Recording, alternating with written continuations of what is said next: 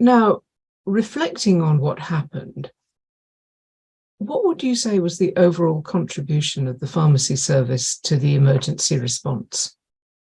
The pharmacy was able to provide medication therapy for any patient, whether inpatient or outpatient, that presented to us here in Lee County, Florida. So I was particularly proud of all my staff, but particularly proud of the step up that was made in the outpatient and retail pharmacies, as they had a surge of prescriptions that was probably 3 times their normal prescription volume.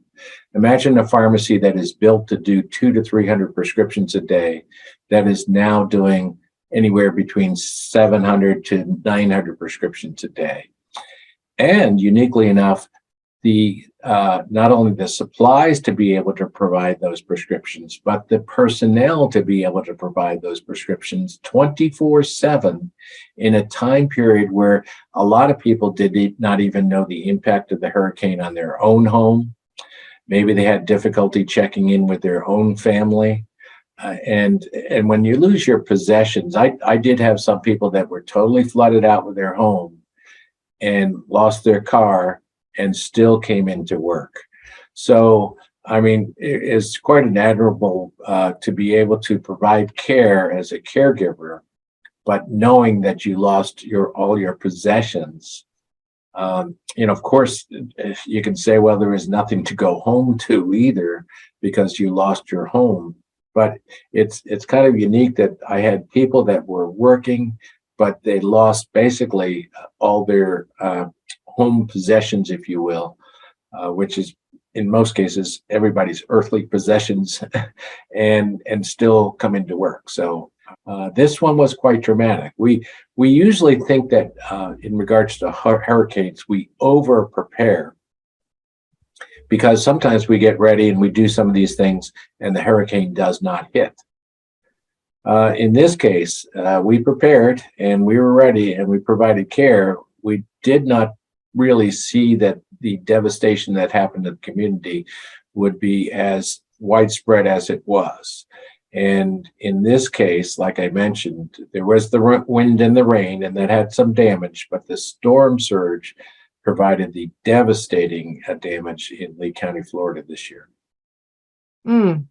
Clearly. And following on from that, is there anything that you will do differently in the future as a result of your experiences this time? Well, in regards to preparations, I don't think that anything is ever perfect. We always have learning lessons, so I'm always wiser tomorrow. And I think to be able to think about what occurred and to incorporate new learnings into your plans is always something that a leader should focus on. So I think we did in one case in one of our hospitals, we turned our one retail pharmacy into a drive-through retail pharmacy. We used the front drive-through of the hospital to provide care. So we actually were delivering prescriptions out to the curb where patients were waiting in their cars to alleviate the volume of traffic of patients coming into the hospital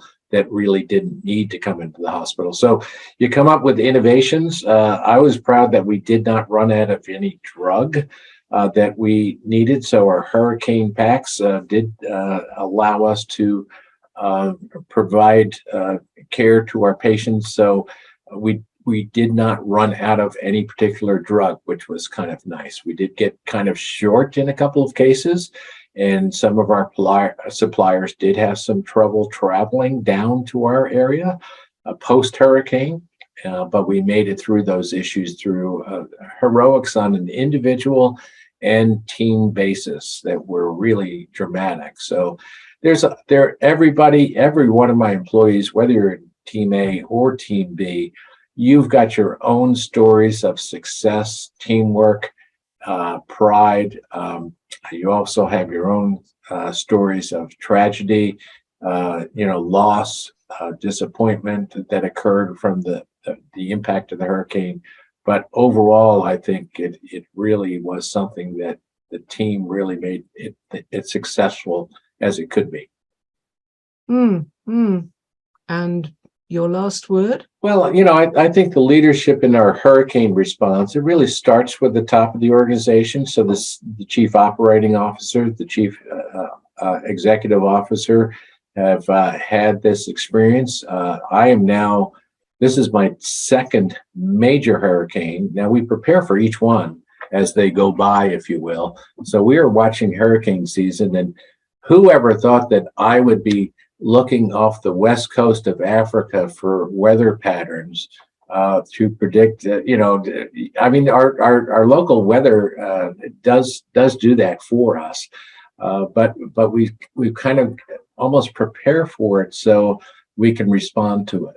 And I think throughout the organization we do this. We have become experienced in it, over-experienced, if you will. So I think you've got to have a written plan.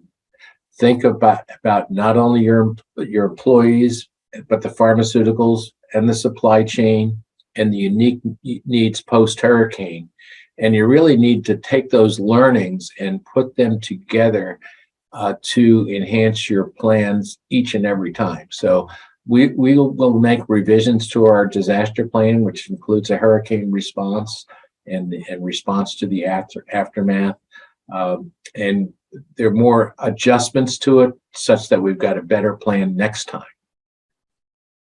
Mr. John Armitstead, Director of Pharmacy for Lee Health, thank you very much for sharing your very interesting experiences and insights with us today. It really is quite a story. For more information about Mr. Armitstead's services and experiences, please visit our website using the link in the description.